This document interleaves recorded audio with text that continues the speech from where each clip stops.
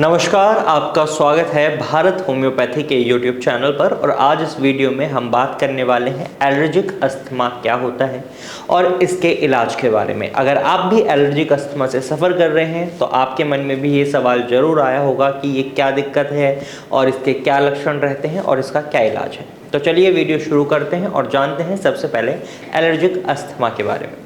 Allergic asthma, जैसा कि इसके नाम से आपको समझ आया होगा कि एलर्जी से होने वाले अस्थमा को हम एलर्जिक अस्थमा कहते हैं। अब ये एलर्जी कैसे होती है? तो एलर्जी होती है एलर्जेंस की वजह से जो आपके एयरवेज के कांटेक्ट में आते हैं। ये एलर्जेंस हो सकते हैं जैसे धूल, परागकण या फिर आपके पालतू पेट्स के बाल, मोल्ड्स। ये सारी चीज़ें आपके एयरवेज में एलर्जन की तरह काम कर सकती हैं जब ये आपके एयरवेज के कांटेक्ट में आती हैं और इनके अगेंस्ट में आपका इम्यून सिस्टम हाइपर एक्टिव होकर रिएक्शन करता है। रिजल्ट क्या होता है?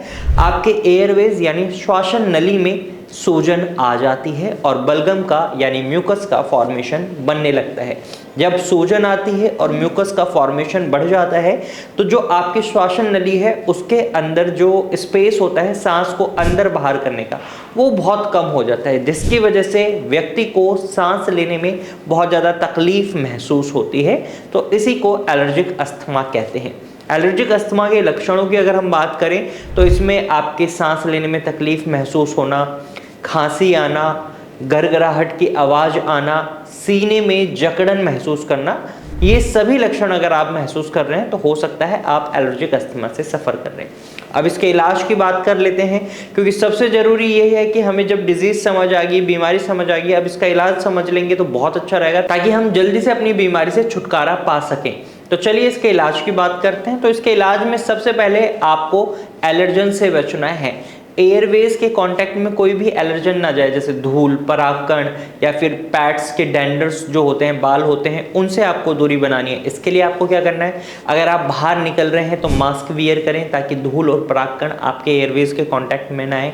और अगर आपको रात को सोते समय या फिर अपने घर में पैट्स को पाल कर रख रहे हैं और अस्थमा की दिक्कत बन रही है तो कुछ दिनों के लिए या तो पैट्स से दूरी बना लें या फिर उन पैट्स को किसी और को हैंड ओवर कर दें कि आप इनका टेक केयर करें, क्योंकि अभी हमारी कंडीशन ऐसी नहीं है कि हम इन्हें टेक केयर कर सकें। क्योंकि रीज़न यही है कि अगर आप अपनी हेल्थ का ख्याल नहीं रखेंगे तो आप पेट्स की हेल्थ का ख्याल कैसे रख पाएंगे। तो नेक्स्ट आपको क्या करना है? सबसे पहले तो एलर्जन से बचना है। सेकेंडली आपको अपनी डाइट का खास ख्याल रखना है। डाइट में खट्टे फलों को इंक्लूड नहीं करना है, डाइट में हाई फाइबर रिच फूड्स को इंक्लूड करना है और सही और संतुलित आहार खाना है जिसके अंदर विटामिन और मिनरल्स भरपूर हो। तो ऐसा आहार जिसमें विटामिन डी की मात्रा अच्छी हो, तो उन चीज़ों को आप अपनी डाइट में जरूर इंक्लूड करें, इससे आपको बहुत बेनिफिट्स मिलेगा। एंड नंबर थर्ड, आपको व्यायाम डेली बेसिस पर करना है। अगर आप एलर्जिक अस्थमा से सफ़र कर रहे हैं तो ऐसे में आप अनुलोम विलोम, प्राणायाम जैसे योगासन कर सकते हैं। ये आपकी सांस लेने की क्षमता को बढ़ाते हैं और सांस छोड़ने की क्षमता को भी बढ़ाते हैं, जिससे आपका एलर्जिक अस्थमा से जो दिक्कतें आप सफ़र करते हैं उसमें आपको बहुत रिलीफ मिल जाता है।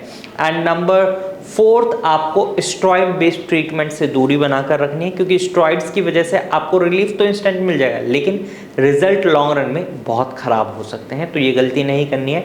एंड नंबर फिफ्थ, आपको क्या करना है कि आपको एक ऐसा ट्रीटमेंट ऑप्ट करना है जिसका कोई साइड इफेक्ट ना हो। अगर आपके डॉक्टर ने आपको इनहेलर भी दिया है तो टोटली उस पर डिपेंडेंट नहीं होना है। इनहेलर बहुत ही सीवियर कंडीशंस में जहां आपको लग रहा है कि अब आप अस्थमा अटैक को मैनेज नहीं कर पाएंगे वहीं इस्तेमाल करें। नॉर्मल डेली बेसिस पर इसका यूज़ ना करें, क्योंकि इनहेलर की भी अगर आपको आदत पड़ जाएगी तो अस्थमा को ठीक करना उतना ही मुश्किल हो जाता है।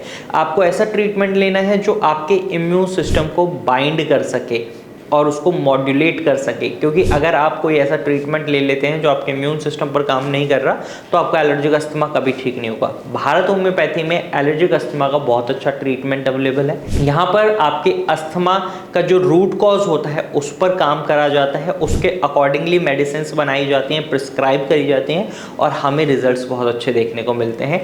तो अगर आप भी अस्थमा से सफ़र कर रहे हैं या एलर्जिक अस्थमा से सफ़र कर रहे हैं तो आप स्क्रीन पर दिए गए नंबर पर कॉल कर सकते हैं और भारत होम्योपैथी की डॉक्टर की टीम से एडवाइस ले सकते हैं। आज की वीडियो में सिर्फ इतना ही। अगर आपको ये जानकारी पसंद आई है तो वीडियो को लाइक और शेयर कीजिएगा और ऐसे ही इंफॉर्मेटिव वीडियोज़ के लिए हमारे चैनल को सब्सक्राइब कर लीजिएगा। Thank you for watching.